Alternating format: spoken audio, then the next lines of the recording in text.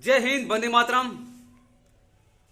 स्थिति कितनों भी गिरल होखा है, कमजोर होखा है, बेबसी होखा है, हम कमजोर है, हम दुखी है, हम आने वाला समय में कुछ कह ना पाए, इस सोचे वाला कबो जिंदगी में आगे ना बढ़ता। जेकर हौसला बुलंद हो, अपने आप के जानेला, दूसरे के बारे में ना सोच के खाली अपने बारे में सोचल करा। दूसरे के बारे में सोचबा कुछ ना कपेबा, अपने बारे में सोचबा सब कुछ कह लेबा। पहले अपने बारे में सोचा कि हम का करत है, हम कितनी मेहनत करीला, हम कितनी दौड़ीला, हम कितनी पढ़ीला, ये हम जानीला ना, दूसर कैसे जाने। पहले अपने बारे में जाना, अपने बारे में मेहनत करा। कितनो गरीबी से गरीब हालत है हमार, हम रोटी शाम का हमके मिलेला या ना मिलेला ये हमें मालूम है। दूसर खाली अनुभव करेला, दूसर कहे कि बहुत बढ़िया आदमी है। बात जब ओकरे पजरे रहा, घंटा 2 घंटा, 1 दिन 2 दिन गुजरबा, तब समझ में आए कि बहुत गरीब है। अमीर आदमी अमीर काहे बदे रहे ना, गरीब आदमी गरीब काहे बदे रहे ना। अमीर आदमी उनकर क्वालिटी है कि अमीर हुआ, और गरीब आदमी अमीर बने के चक्कर में वो गरीब रह जाना। हमरे पास जवन हो उनमें हम तवन गुजारा कर सकेला। हम मेहनत से अगर तू मेहनत करबा तो तू कुछ भी बन सकेला। देखा, क्रिकेट खेल के केहू इतिहास ना लिख सकेला, बाकी खेलत खेलत रहा एक दिन इतिहास बन जाये। दौड़त दौड़त तो इतिहास ना लिख सकेला, बाकी कंटिन्यू दौड़त रहा तो इतिहास लिख सकेला। पहाड़ तोड़त तोड़त तू इतिहास ना बना सकेला, बाकी जब तू पहाड़ तोड़त तोड़त तोड़त तोड़त दशरथ माझी बन सकेला।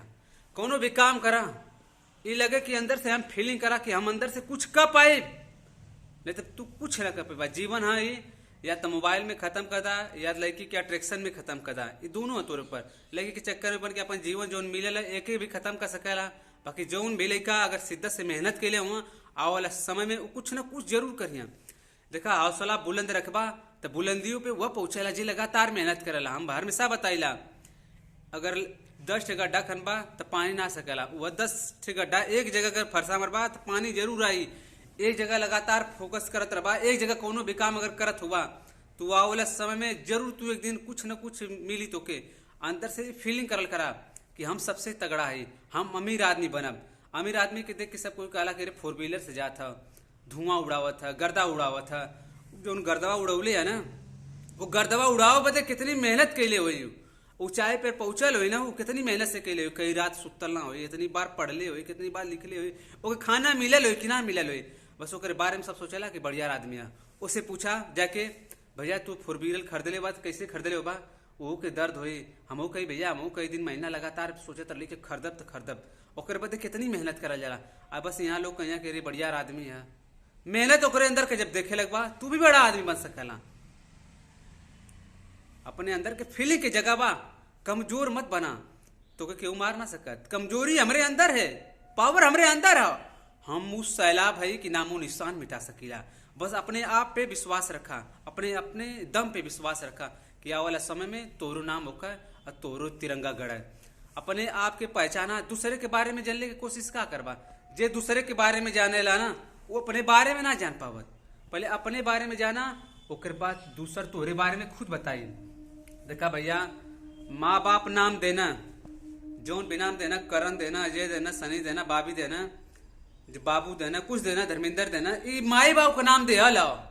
बाकी हमार नाम अपन एक नाम और पहचान बताई, बना के जा, कुछ छाप छोड़ के जा कि आओ वाला समय में तोरे नाम से लोग कहें कि उनके घरे जाए के तो गट्टा धै के पहुंचा दे।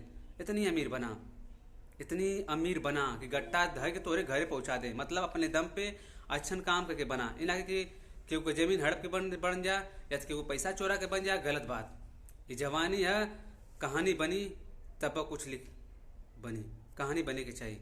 जय हिंद, वंदे मातरम। वीडियो अच्छा लगा तो लाइक और कमेंट और शेयर जरूर करिए।